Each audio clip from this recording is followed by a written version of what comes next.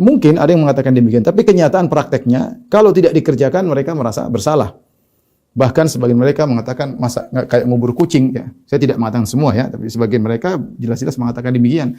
Kalau ada yang meninggal kau tidak ditahlilkan, kamu tidak sayang sama orang tuamu, bagaimana di alam barzakhnya kamu tidak berbakti kepada orang tua dengan tuduhan-tuduhan yang macam-macam ya, sehingga menjadikan tahlilan itu seakan-akan wajib. Buktinya banyak orang yang utang sana utang sini dan itu benar. Ini kita lihat sering ya.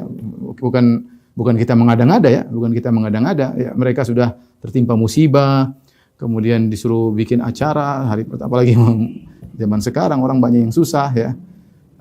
Akhirnya merepotkan kaum muslimin.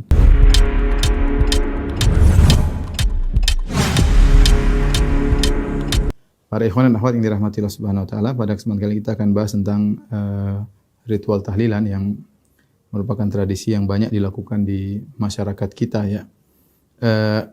Ritual tersebut adalah yang sebagaimana kita ketahui yaitu kumpul-kumpul di tempat kematian, kemudian ada acara makan-makan di situ, kemudian disertai dengan baca doa atau baca Al-Qur'an ya. Jadi tahlilan yang dimaksud bukan ucapan la ilaha illallah, karena la ilaha illallah ya semua orang harus mengucapkannya. Ya, bukan kita bahas tentang la ilaha illallah, tapi kita bahas tentang suatu ritual yang dilakukan ketika ada orang meninggal dunia dengan orang datang berkumpul, kemudian ada makan-makannya, ada baca doanya. Pertama, hari kedua, hari ketiga, sampai hari ke-7 terkadang, dan hari ke-40, hari ke-100, hari ke-1000, dan selanjutnya ya. Ternyata ritual seperti ini adalah termasuk ritual yang dilarang dalam mazhab Syafi'i. Ya, mazhab Syafi'i, para ulama mereka ketika membahas tentang permasalahan ritual seperti ini, ya mereka menyebut dengan beberapa lafal. Ada yang mengatakan bid'ah makruhah. Bid'ah makruhah itu bid'ah yang dibenci. Ada yang mengatakan muhdats bid'ah ya. Kemudian ada yang melarang dengan tegas ya, bahkan menyuruh pemerintah untuk menghentikan acara seperti ini. Nanti insyaallah akan kita nukil perkataan para ulama Syafi'iyah tersebut ya. Yang jadi masalah ketika kita menyampaikan bahwa sini pendapat ulama Syafi'iyah yang melarang atau tidak menganjurkan hal-hal seperti ini, maka serta-merta langsung dianggap dituduh dengan Wahabilah, apalah ya, bahkan dimusuhi ya.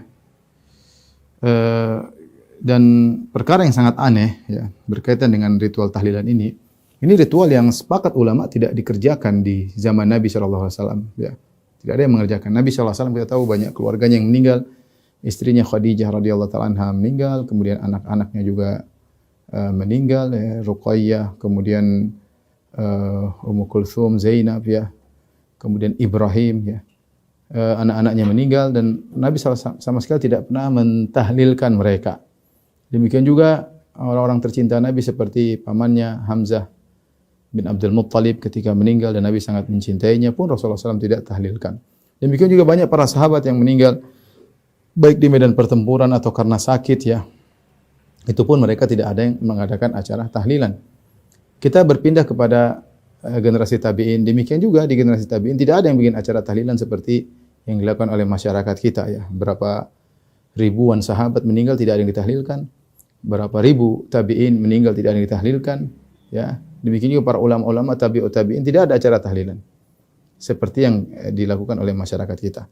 Jadi ini acara tidak pernah dilakukan oleh 4 imam mazhab, Imam Syafi'i, Imam Abu Hanifah, Imam Malik, Imam Ahmad, tidak ada yang pernah mengadakan acara seperti ini. Hari ke-7, hari ke-3, hari ke-7, hari 40, hari 100, hari ke-1000 tidak pernah sekalipun mereka, Nabi, para sahabat, para tabi'in, para tabi'ut tabi'in, para ulama tidak pernah melakukan hal ini. Oleh karenanya bisa dipastikan bahwasanya di zaman mereka ini bukan suatu agama, bukan suatu cara untuk beribadah kepada Allah Subhanahu wa taala, bukan cara untuk mencari kebaikan.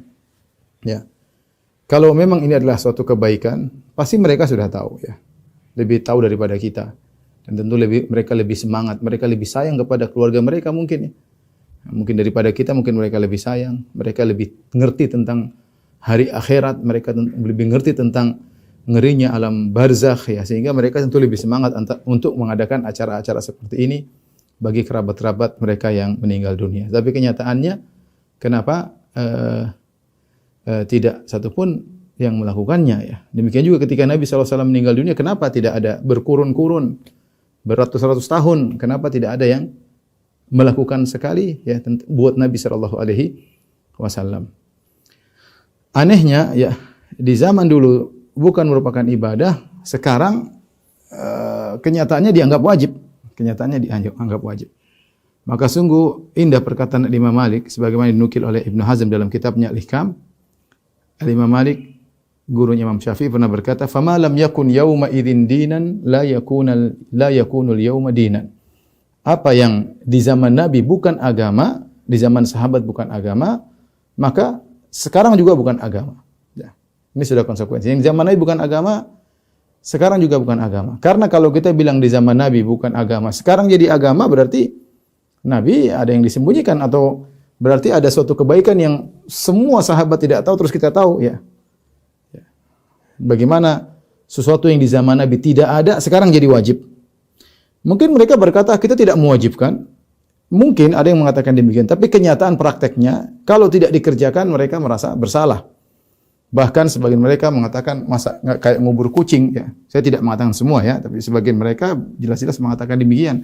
Kalau ada yang meninggal kau tidak ditahlilkan, kamu tidak sayang sama orang tuamu, bagaimana di alam barzakhnya kamu tidak berbakti kepada orang tua, dengan tuduhan-tuduhan yang macam-macam ya, sehingga menjadikan tahlil itu seakan-akan wajib. Buktinya banyak orang yang utang sana utang sini, dan itu benar. Ini kita lihat sering ya.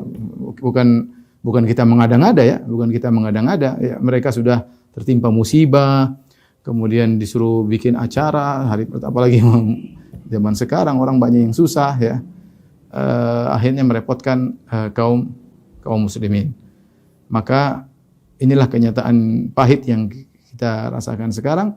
Di zaman Nabi bukan suatu ibadah, ya, tidak dikenal oleh mereka sama sekali.